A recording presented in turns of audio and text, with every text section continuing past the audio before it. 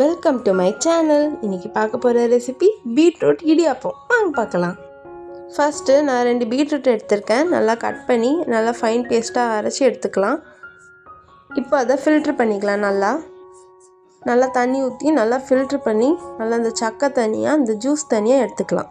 இப்போ நம்ம beetroot juice எடுத்தாச்சு. அது கூட கொஞ்சம் தண்ணி சேர்த்து நல்லா ஸ்டவ்வில் வச்சு கொதிக்கக்கூடாது, ஆனால் சூடாகணும். இப்போ இடியாப்பம் செய்ய தேவையான பச்சரிசி மாவு எடுத்துக்கலாம். நான் 3 கப்பு மாவு எடுத்திருக்கேன். இந்த மாதிரி அந்த ஜல்லடையில் வச்சு அந்த கப்பை வச்சு ரப் பண்ணாலே போதும், எங்குமே சிந்தாது, நல்லா சூப்பராக வரும். இப்போ நம்ம மாவு ஜெலிச்சாச்சு. அதில் 1/2 ஸ்பூன் சால்ட்டு சேர்த்துக்கலாம். 2 ஸ்பூன் கீ சேர்த்துக்கலாம். நல்லா சேர்த்துட்டு நல்லா மிக்ஸ் பண்ணி விட்டுக்கலாம் ஸ்பூனால். இப்போ நம்ம பீட்ரூட் ஜூஸ் நல்லா சூடாயிருச்சு. இப்போ அந்த மாவில் அதை சேர்த்துக்கலாம். கொஞ்சம் கொஞ்சமாக சேர்த்து நல்லா மிக்ஸ் பண்ணி விட்டுக்கலாம்.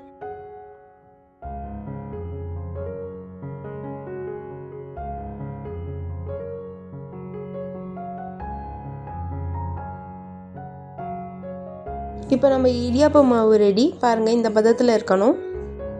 இப்போ ஸ்டவ்வில் இட்லி பாத்திரத்தை வச்சு தண்ணி வச்சு அதில் மூடி வச்சிடணும். இப்போ நம்ம இடியாப்பம் செய்கிறதுக்காக அந்த தட்டில் எண்ணெயோ நெய்யோ தடவி வச்சிடலாம். அந்த இடியாப்பம் புளியிற கட்டையில் கூட நம்ம நெய்யோ எண்ணெயோ தடவி வச்சு தான் புளியணும். அப்போ தான் ஒட்டாமல் நல்லா சூப்பராக வரும். இப்போ நம்ம அந்த இடியாப்ப கட்டையில் மாவை வச்சிடலாம். மாவு வச்சு புளியறதுக்காக ரெடி பண்ணிடலாம். பாருங்கள், இந்த மாதிரி வச்சிடலாம். பாருங்கள், நான் புளியறப்போ எப்படி லூஸாக எவ்வளோ சூப்பராக வருது பாருங்கள்.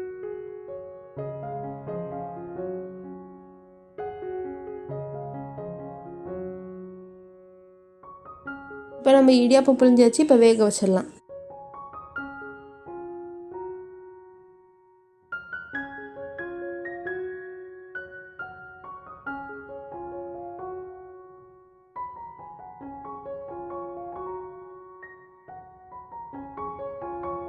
இந்த இடியாப்பம் ரொம்ப சிம்பிள், 2 நிமிஷத்தில் வெந்துடும்.